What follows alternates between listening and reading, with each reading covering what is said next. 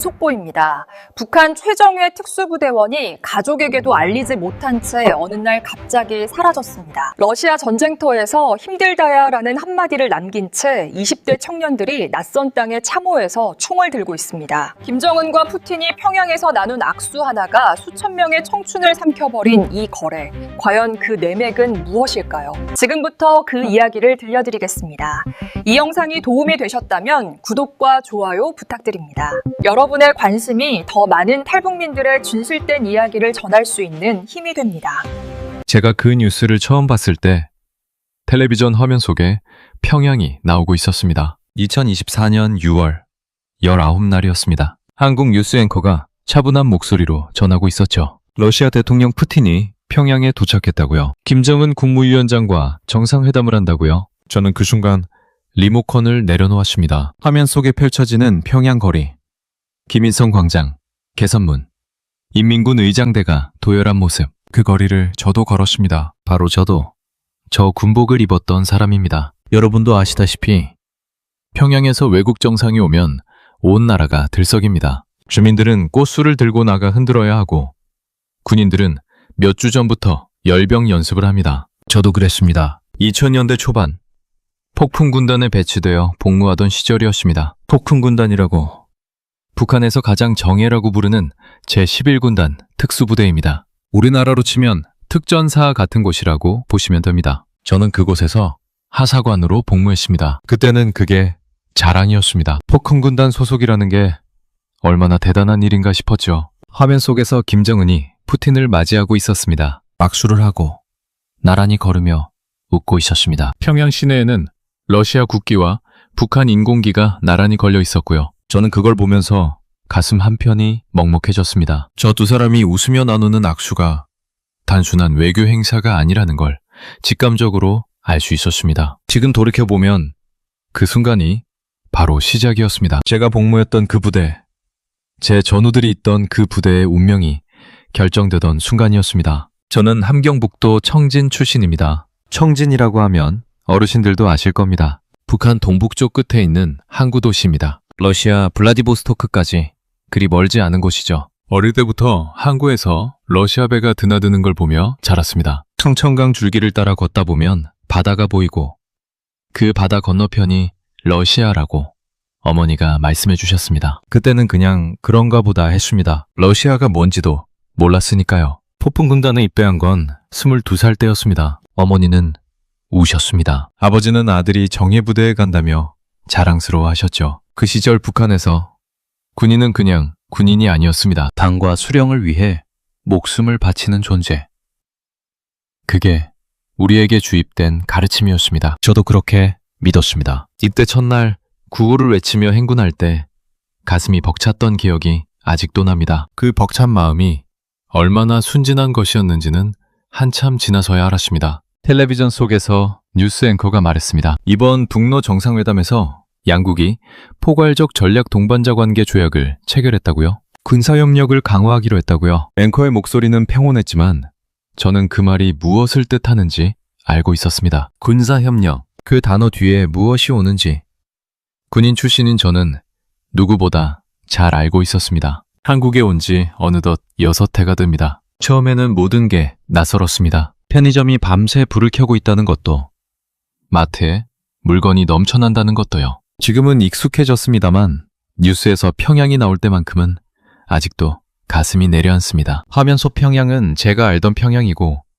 저 군복은 제가 입었던 군복이니까요. 그리고 저 부대는 바로 제가 있었던 그 부대니까요. 2024년 6월에 그 미래학이 무엇을 불러올지 저는 그 여름 내내 두려웠습니다. 제 두려움은 틀리지 않았습니다. 그 여름 북한에서는 아무 일도 없었습니다. 적어도 겉으로는 그랬습니다. 2024년 6월 정상회담이 끝나고 7월이 되고 8월이 되고 9월이 되었습니다. 한국 뉴스에서는 연일 북한군 파병 가능성을 보도했지만 정작 북한 내부에서는 아무런 공식 발표가 없었습니다. 저는 그게 오히려 더 무서웠습니다. 북한에서 조용하다는 건 아무 일도 없다는 뜻이 아닙니다. 뭔가 엄청난 일이 물밑에서 진행되고 있다는 뜻입니다. 제가 군인이었을 때도 그랬습니다. 가장 큰 작전일수록 가장 조용하게 준비됩니다. 한국 언론이 전하는 소식들을 저는 하나하나 찾아보았습니다. 인터넷으로 뉴스를 검색할 수 있다는 게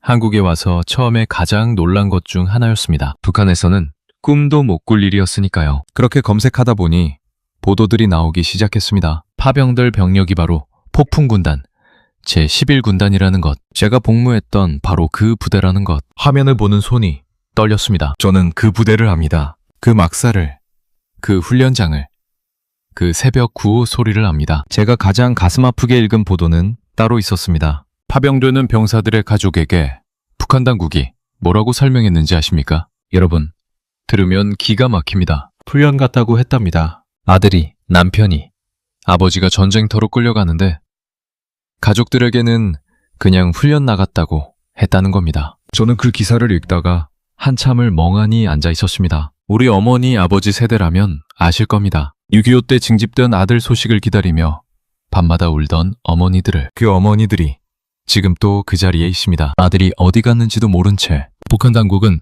파병 사실이 내부에 퍼지는 걸 막기 위해 가족들을 강제로 이주시키고 격리했다는 보도도 있었습니다. 생각해 보십시오. 아들을 전쟁터에 보내놓고 그 가족마저 입막음하기 위해 이사를 강제로 시킨다는 겁니다. 그것도 모자라 서로 연락도 못하게 막아놓는 거죠. 동네 이장님이 모든 걸 결정하고 감시하는 것처럼, 아니, 그보다 더한 통제가 일상인 나라가 북한입니다. 저는 그걸 몸으로 알고 있습니다. 7월부터 9월까지 석 달.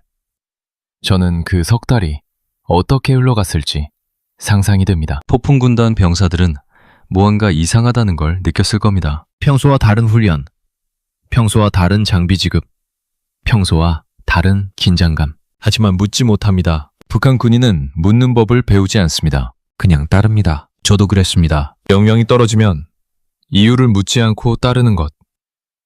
그게 우리가 훈련받은 방식이었습니다. 수령님을 위해, 당을 위해, 조국을 위해. 그 세 마디면 모든 게 설명됩니다. 아니, 모든 게 설명되어야 합니다. 저는 지금 한국에서 이 뉴스를 봅니다. 자유롭게 인터넷을 검색하고 해외 언론 기사도 읽고 원하면 누구에게든 말할 수 있습니다. 하지만 북에 있는 그 병사들의 어머니는, 아내는, 자식들은 아무것도 모릅니다. 아들이 어디 있는지, 살았는지 죽었는지조차 모릅니다. 그냥 훈련 갔다는 말 한마디만 들었을 뿐입니다. 분단이 뭔지, 북한 체제가 뭔지 설명할 때 저는 언제나 이 장면을 먼저 떠올립니다. 7월의 평양 어느 골목.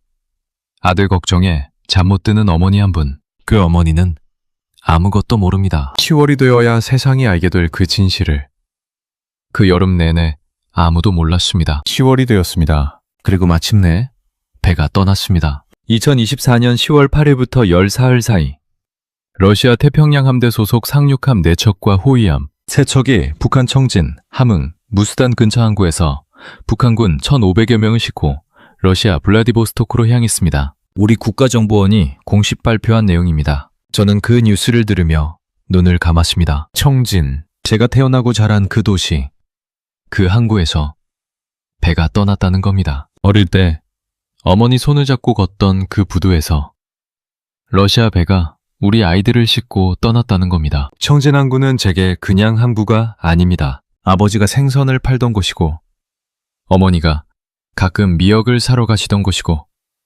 제가 어릴 때 친구들과 뛰어놀던 곳입니다. 바닷바람이 유독 세서 겨울이면 귀가 떨어져 나갈 것처럼 추웠죠. 그 항구 너머로 보이는 바다를 보며 저는 늘 생각했습니다. 저 바다 건너에는 뭐가 있을까? 어머니는 러시아라고 하셨습니다. 그때는 러시아가 그냥 먼 나라였습니다. 이제는 우리 아이들이 그 바다를 건너 전쟁터로 가는 길이 되었습니다. 국정원 발표에 따르면 이번에 떠난 병력은 폭풍군단 예하 특수부대원들이었습니다. 선발대 1,500명, 그리고 곧 이어 2만 명 규모까지 늘어날 것이라는 전망이었습니다. 저는 폭풍군단이 어떤 부대인지 압니다. 북한에서 가장 혹독하게 훈련받은 병사들입니다.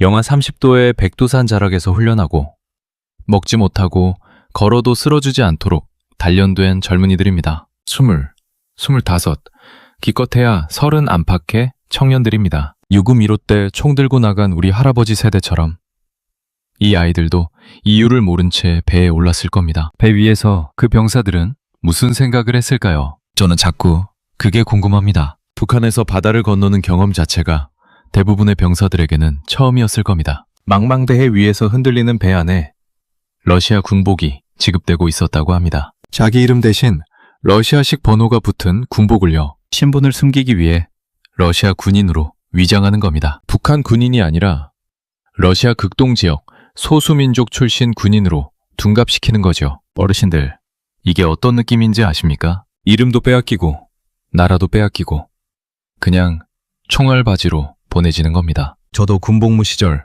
상관의 명령에 한 번도 토를 달지 못했습니다. 이유를 묻는 건 불충이고 망설이는 건 겁쟁이였습니다. 그 배에 탄 1,500명도 그랬을 겁니다. 추락 명령이 떨어졌을 때 누가 거부할 수 있었겠습니까? 거부한다는 건 곧 반역이고, 반역은 본인뿐 아니라 가족 전체의 목숨이 달린 문제입니다. 북한에서 군인이 명령을 거부한다는 건 그냥 있을 수 없는 일입니다. 아버지가 처벌받고, 어머니가 끌려가고, 형제 자매가 연좌됩니다. 그러니 그 배에 탄 아이들은 무서워도, 가고 싶지 않아도 그냥 탈 수밖에 없었던 겁니다. 10월의 동해는 파도가 높습니다. 청진에서 블라디보스토크까지 배로 얼마 걸리지 않는 거리입니다. 하지만 그 짧은 항해가 그 아이들에게는 돌아올 수 없는 강을 건너는 길이었습니다. 저는 탈북할 때 두만강을 건넜습니다. 안폭이 넓지 않았지만 그 강을 건너는 순간 다시는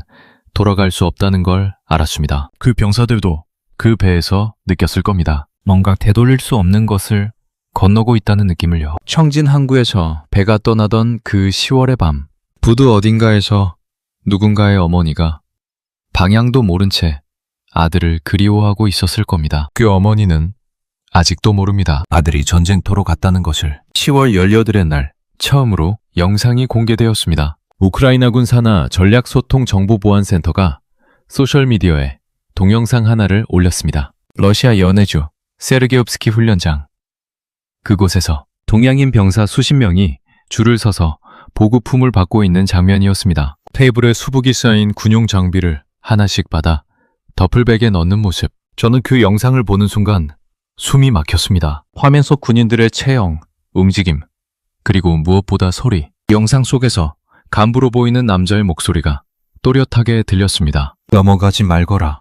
그리고 야야야. 틀림없는 북한 억양이었습니다. 저도 저 억양으로 말했습니다. 저도 저렇게 불렸습니다. 이틀 뒤인 10월 22일날 이번에는 러시아 독립언론 아스트라가 또 다른 영상을 공개했습니다. 블라디보스토크 세르게옵스키에 위치한 러시아 지상군 제127 자동차 소총사단 예하부대 기지, 그곳에 북한군이 도착하는 장면이었습니다. 3-4명씩 모여 대화를 나누거나 담배를 피우는 모습, 카메라를 바라보는 눈빛, 그리고 영상 속에서 흘러나오는 목소리. 힘들다야. 늦었어. 북한 특유의 억양. 북한 특유의 말투였습니다. 러시아 땅 한복판에서 들려오는 우리말이었습니다. 저는 그 영상들을 몇 번이고 다시 봤습니다. 화면을 멈추고 되감고 또 봤습니다. 저 병사들의 얼굴을 하나하나 들여다봤습니다. 검게 그을린 얼굴, 마르고 왜소한 체격. 러시아 사람들도 그 영상을 보고 경악했다고 합니다. 전쟁터에 나가는 동맹군 치고는 너무 앳되고 너무 작고 너무 여위였다는 겁니다. 저는 그게 놀랍지 않았습니다. 북한 군인들은 원래 저렇습니다. 배불리 먹어본 적이 없는 아이들입니다. 제가 복무할 때도 그랬습니다. 하루 두 끼, 강냉이밥에 소금국, 그게 전부인 날도 많았습니다. CNN은 이 무렵 또 다른 증거를 공개했습니다. 러시아 극동훈련장에서 북한군에게 보급품을 지급하기 위해 작성된 한글 신청서였습니다. 신청서에는 모자 치수, 군복 치수, 신발 치수를 적는 칸이 있었고 거기에 이렇게 적혀 있었습니다. 조선식 크기로 선택하시오. 조선식 크기. 북한에서 쓰는 단위로 치수를 적으라는 뜻입니다. 저는 그 문서 사진을 보면서 웃어야 할지 울어야 할지 몰랐습니다. 러시아 훈련장에서 한글로 된 신청서에 조선식 크기로 군복을 맞추고 있다는 것, 이게 현실이었습니다. 그런데 여러분, 그 영상들 속에서 제가 가장 오래 기억에 남는 장면이 있습니다. 병사들이 보급품을 받고 줄지어 이동하는 모습이었는데 그 움직임이 너무나 익숙했습니다. 제가 하던 그 동작이었습니다. 간부의 지시에 따라 조용히 군말 없이 시키는 대로 줄을 서고 받고 이동하는 것. 북한 군인이라면 누구나 몸에 배어 있는 동작입니다. 질문 없이, 이유 없이 그냥 따르는 것. 저 병사들은 지금 자신이 어디에 있는지, 무엇을 위해 거기 있는지도 제대로 모를 겁니다. 러시아와 우크라이나가 왜 싸우는지, 쿠르스크가 어디 붙어 있는 땅인지조차 모를 겁니다. 힘들다야. 영상 속 그 짧은 한마디가 자꾸 귓속에서 맴돌았습니다. 힘들다는 말을 꺼낼 수 있었다는 것. 그나마 다행이라고 해야 할까요? 북한 군인은 힘들다는 말도 함부로 못합니다. 그런데 카메라가 돌아가는 줄도 모르고 낯선 러시아 땅에서 불쑥 튀어나온 그 말. 힘들다야. 20몇 살짜리 청년이 이국 땅 막사 앞에서 내뱉은 그 한마디가 제 가슴을 오래도록 눌렀습니다. 저 아이들이 얼마나 지쳐 있을지, 얼마나 집이 그리울지 군인이었던 저는 압니다. 너무나 잘 압니다. 10월 20사흘 마침내 쿠르스크였습니다. 우크라이나 국방부가 공식 발표했습니다. 북한군이 러시아 쿠르스크 지역에서 처음으로 목격되었다고요. 블라디보스토크 훈련장에서 배치된 지 채 열흘도 되지 않아 그 아이들은 이미 전선 근처에 와 있었습니다. 미국 국무장관 블링컨도 이 무렵 확인했습니다. 북한군 8,000명이 쿠르스크 지역으로 이동했으며 러시아가 이들에게 포병 운용, 무인기 대응, 참호 공략을 포함한 기본 보병작전 훈련을 시켰다고요. 군복과 장비도 지급했다고요. 저는 그 발표를 들으며 생각했습니다. 훈련 기간이 너무 짧다. 너무나 짧습니다. 쿠르스크가 어떤 곳인지 설명드리겠습니다. 러시아 서쪽 끝, 우크라이나와 맞닿아 있는 지역입니다. 2024년 8월, 우크라이나군이 기습적으로 쳐들어가 일부 영토를 점령한 곳입니다. 한마디로 지금 가장 뜨거운 전쟁터입니다. 포탄이 쉬지 않고 떨어지고 드론이 머리 위를 맴돌고 참호와 참호 사이에서 매일 사람이 죽는 곳입니다. 그런 곳에 우리 아이들이 보내진 겁니다. 유구부 때를 기억하시는 어르신들은 아실 겁니다. 포성이 멈추지 않는 전선이 얼마나 지옥 같은 곳인지를요. 그 지옥 속으로 이유도 모른 채 걸어 들어간 겁니다. 미국이 입수한 정보에 따르면 북한군은 블라디보스토크에서 러시아 군용 수송기를 타고 러시아 서부군 비행장으로 이동한 다음 차를 타고 쿠르스크 전투 지역으로 향했습니다. 그리고 전선에서 조금 떨어진 임시 집결지에서 약 일주일간 추가 훈련을 받은 뒤 전방부대에 배치되었습니다. 러시아 해병대, 공수부대, 차량 화소총 부대에 나뉘어 들어갔습니다. 북한군만의 독립부대가 아니라 러시아 부대 안에 섞여 들어간 겁니다. 통역관은 북한군 30명당 1명이었다고 합니다. 30명의 통역관 1명. 말도 통하지 않는 전쟁터입니다. 저는 군 복무 시절 러시아어를 배운 적이 없습니다. 폭풍군단에서 배운 건 오직 전투 기술뿐이었습니다. 그 병사들도 마찬가지였을 겁니다. 러시아 지휘관이 뭐라고 하는지 알아듣지 못하고 옆에서 싸우는 러시아 전우와 말 한마디 나누지 못하고 그냥 손짓 발짓으로 움직이는 겁니다. 전쟁터에서 말이 안 통한다는 게 얼마나 위험한 일인지 군인이셨던 어르신들은 아실 겁니다. 명령을 못 알아들으면 죽습니다. 철수 신호를 못 알아들으면 혼자 남겨집니다. 그런 상황에서 싸우고 있는 겁니다. 11월 6일 젤렌스키 우크라이나 대통령이 발표했습니다. 북한군과 우크라이나군 사이에 첫 교전이 발생했다고요? 저는 그 뉴스를 보며 손이 떨렸습니다. 첫 교전. 그 말이 무슨 뜻인지 군인이었던 저는 압니다. 누군가 죽었다는 뜻입니다. 북한 청년이 20몇 살짜리가 러시아와 우크라이나가 왜 싸우는지도 모른 채 쿠르스크 어느 참호에서 처음으로 총을 쐈다는 뜻입니다. 그리고 누군가는 그 총에 맞았다는 뜻입니다. 청진 항구에서 배가 떠난 지 한 달도 채 안 된 시점이었습니다. 그날 밤 저는 잠을 이루지 못했습니다. 눈을 감으면 쿠르스크 들판이 보이는 것 같았습니다. 이름도 낯선 러시아 땅. 한 번도 가본 적 없는 그 벌판에서 우리 아이들이 총을 들고 있는 겁니다. 김정은과 푸틴이 평양에서 악수를 나눈 그 6월로부터 불과 5달. 미략 하나가 수천 명의 청춘을 전쟁터로 밀어넣었습니다. 저도 한때 저 군복을 입었습니다. 저도 한때 명령이면 어디든 갔을 겁니다. 그래서 더 압니다. 저 아이들이 지금 얼마나 무서울지, 얼마나 어머니가 보고 싶을지, 그리고 얼마나 살고 싶을지. 12월이 되었습니다. 그리고 전투가 시작되었습니다. 6일과 7일 러시아 종군 기자들이 텔레그램에 올린 글이 한국 뉴스에도 전해졌습니다. 북한군 특수부대가 쿠르스크 지역 내 플레오보라는 마을을 급습했다는 내용이었습니다. 러시아 종군 기자 로마노프는 이렇게 썼습니다. 북한군은 태풍같이 돌진했고 2시간 만에 마을을 장악했다고요. 지르밭을 통과해 2km를 걸어와 전격적으로 공격했다고요. 저는 그 문장을 읽으며 아무 말도 할 수가 없었습니다. 태풍, 폭풍군단이라는 이름처럼 이름 그대로 쓰인 겁니다. 쿠르스크 전선에서 싸워본 우크라이나 군인들의 평가도 전해졌습니다. 북한군이 러시아군보다 더 전문적이고 잘 훈련되어 있으며 매우 체계적이라고 했습니다. 공포심이 없고 강인한 체력을 가졌으며 20살 안팎의 젊은 청년들이라고 했습니다. 워싱턴 포스트도 비슷하게 보도했습니다. 뛰어난 조직력과 규율, 죽음을 두려워하지 않는 정신력으로 두각을 나타냈다고요. 세계가 북한군의 전투력에 놀랐습니다. 저는 그 기사들을 읽으며 가슴이 두 갈래로 찢어지는 것 같았습니다. 한쪽에서는 자랑스러움 같은 게 올라왔습니다. 제가 있던 부대, 제가 함께 훈련했던 그 병사들의 후배들이 세계가 인정하는 전투력을 보여주고 있다는 것. 우리가 그 혹한 속에서, 그 굶주림 속에서도 무너지지 않고 단련한 결과라는 것. 하지만 다른 한쪽에서는 분노가 치밀었습니다. 그 전투력이, 그 희생이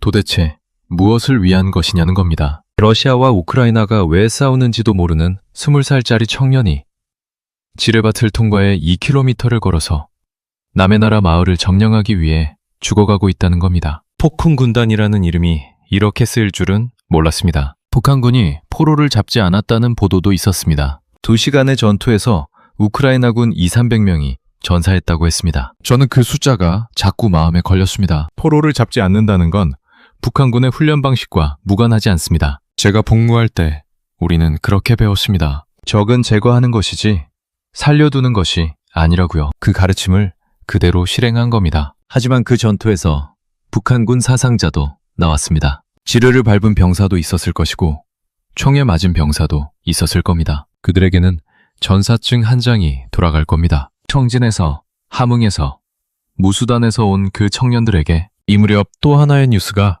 저를 오래 붙잡았습니다. 우크라이나 전선에서 북한군 포로가 생겼는데 그 병사가 이렇게 말했다는 겁니다. 북에 있을 때 투항하면 사살 명령을 받았다고요. 포로가 되느니 죽으라는 명령을 받고 전선에 나간 겁니다. 저는 그 말을 듣고 오래전 기억이 떠올랐습니다. 폭풍군단 시절 우리도 비슷한 교육을 받았습니다. 수령님을 위해, 당을 위해 포로가 되는 건 수치라고요. 그 교육이 지금 쿠르스크 참호 속에서도 그대로 살아있는 겁니다. 살고 싶어도 살고 싶다고 말할 수 없는 아이들이 지금 그 땅에 있습니다. 12월의 쿠르스크는 영하의 날씨였을 겁니다. 저는 군복무 시절 혹한기 훈련을 알고 있습니다. 손발이 얼어 터지고 귀가 감각을 잃고 군화 속에서 발가락이 고바드는 그 추위를요. 그 추위 속에서 지뢰밭을 걷는 것이 어떤 일인지, 참호 속에서 밤을 새우는 것이 어떤 일인지 저는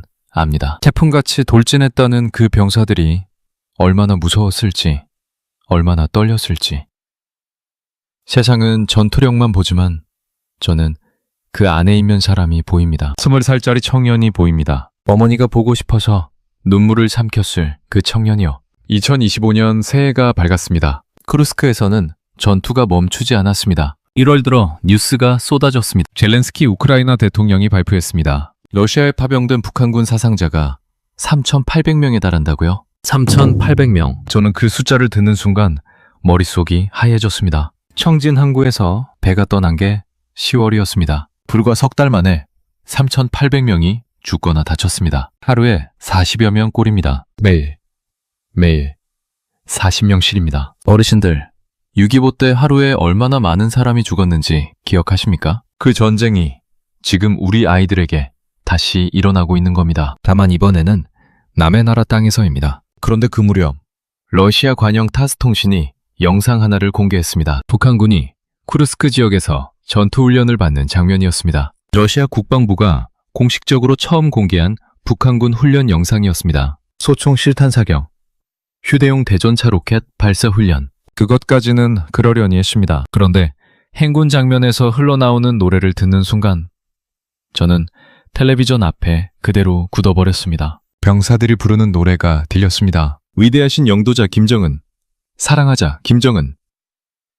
북한 선전가 친근한 어버이였습니다. 러시아 땅에서, 전쟁터에서 북한군이 김정은을 찬양하는 노래를 부르며 행군하고 있었습니다. 여러분은 이게 어떻게 들리십니까? 저는 그 노래를 들으며 눈물이 났습니다. 슬픔인지 분노인지 구분이 안 됐습니다. 저도 그 노래를 알고 있습니다. 군군 복무 시절 수도 없이 불렀습니다. 행군할 때, 훈련할 때, 구호를 외칠 때 그 노래가 무엇을 위한 것인지 한 번도 의심하지 않았습니다. 그냥 불렀습니다. 시키니까요. 지금 쿠르스크의 그 병사들도 그냥 부르고 있는 겁니다. 시키니까요. 죽음이 코앞에 있는 전쟁터에서 김정은을 사랑하자고 노래하면서요. 3,800명의 사상자. 그 숫자 하나하나가 누군가의 아들이고, 누군가의 남편이고, 누군가의 아버지입니다. 북한 당국은 그 가족들에게 무슨 말을 했을까요? 전사증 한 장을 건네며 뭐라고 했을까요? 훈련 중 사고라고 했을까요? 아니면 아무 말도 없이 그냥 종이 한 장만 줬을까요? 저는 탈북하기 전에 군 동기 하나가 훈련 중 사고로 죽는 걸 봤습니다. 그 어머니에게 전달된 건 전사증 한 장과 위로금 몇 푼이었습니다. 그 어머니는 아들이 어디서 어떻게 죽었는지 끝내 알지 못했습니다. 지금 쿠르스크에서 죽어가는 아이들의 어머니들도 마찬가지일 겁니다. 1월 말 트럼프 미국 대통령 취임을 앞두고 쿠르스크 전선은 더 격렬해졌습니다. 종전 협상을 앞두고 더 많은 땅을 차지하려는 러시아가 대규모 병력을 쏟아부었고 북한군도 그 속에 섞여 들어갔습니다. 우크라이나 군이 후퇴하면서 남긴 증언들이 전해졌습니다. 공황에 휩싸였다. 전선이 붕괴하고 있다. 상황이 대재앙으로 바뀌었다는 말들이었습니다. 그 배재앙의 한 축에 우리 아이들이 있었습니다. 태풍같이 돌진했다는 그 아이들이 지금 이 순간에도 누군가의 전선을 무너뜨리고 있었습니다. 그리고 그 과정에서 또 죽어가고 있었습니다. 저는 이 모든 뉴스를 한국에서 봅니다. 따뜻한 방 안에서 텔레비전을 켜고 인터넷에 검색하면서요. 자유롭게 알 수 있습니다. 하지만 북에 있는 그 병사들의 가족은 아무것도 모릅니다. 아들이 살았는지 죽었는지, 어느 땅에 묻혔는지 아무것도 모릅니다. 그냥 훈련 갔다는 말만 믿고 오늘도 기다리고 있을 겁니다. 그 기다림이 얼마나 잔인한 것인지 저는 압니다. 북에 두고 온 제 가족도 저를 기다리고 있을 테니까요. 기다림이 희망인지 절망인지 모른 채 그냥 기다리는 것. 분단이 만들어낸 가장 잔인한 형벌입니다. 그리고 김정은이 말했습니다. 2025년 9월 북한 최고인민회의가 열렸습니다. 김정은이 직접 연설에 나섰습니다. 세계가 그 연설을 받아쓰고 한국 뉴스도 긴급 자막을 달았습니다. 저는 그날도 텔레비전 앞에 앉아 있었습니다. 앵커가 김정은의 발언을 전했습니다. 우리와 대한민국은 지난 몇십 년 동안 국제사회에서 사실상 두 개 국가로 존재해왔다. 그리고 이 말이 이어졌습니다. 앞으로 마주 앉을 일이 없으며 그 무엇도 함께하지 않을 것이다. 한 발 더 나아가 이렇게도 했습니다. 어느 하나가 없어지지 않으면 안 될 통일을 우리가 왜 하겠습니까? 저는 그 말을 듣고 한동안 텔레비전을 껐습니다. 아무 말도 할 수가 없었습니다. 마주 앉을 일이 없다. 그 무엇도 함께하지 않겠다. 어느 하나가 없어져야 한다. 저는 그 말을 듣는 내내 딱 한 사람이 떠올랐습니다. 제 딸입니다. 북에 두고 온 제 딸. 올해 25이 됩니다. 제가 탈북하던 해에 19이었으니까요. 그 아이가 지금 어디서 어떻게 살고 있는지,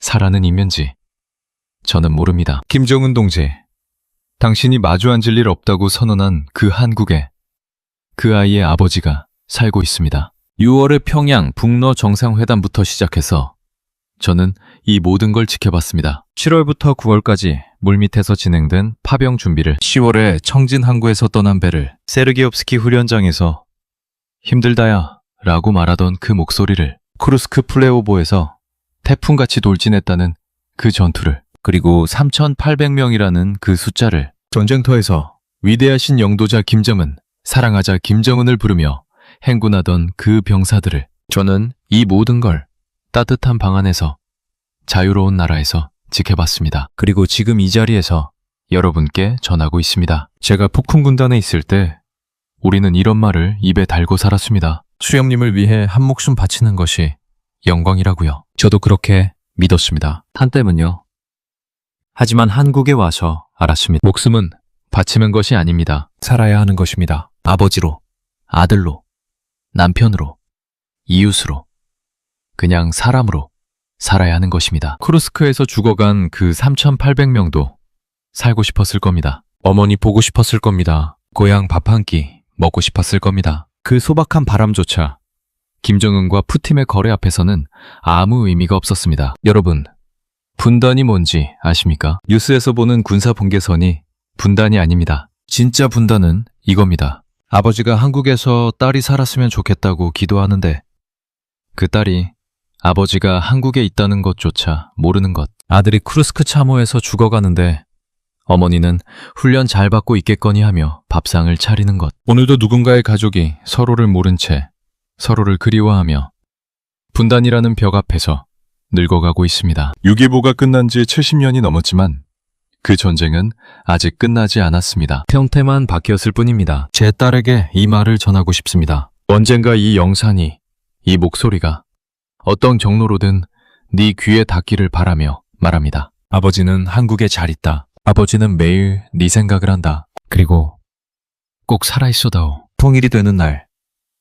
아니, 통일이 안 되더라도 언젠가 꼭 만나자. 김정은이 마주 앉을 일 없다고 했지만 아버지는 네 손을 잡을 날을 기다리고 있다. 그날까지 제발 살아있어다오. 여러분, 이것이 분단입니다. 이것이 우리가 살고 있는 현실입니다. 그리고 이것이 제가 이 자리에서 증언하는 이유입니다.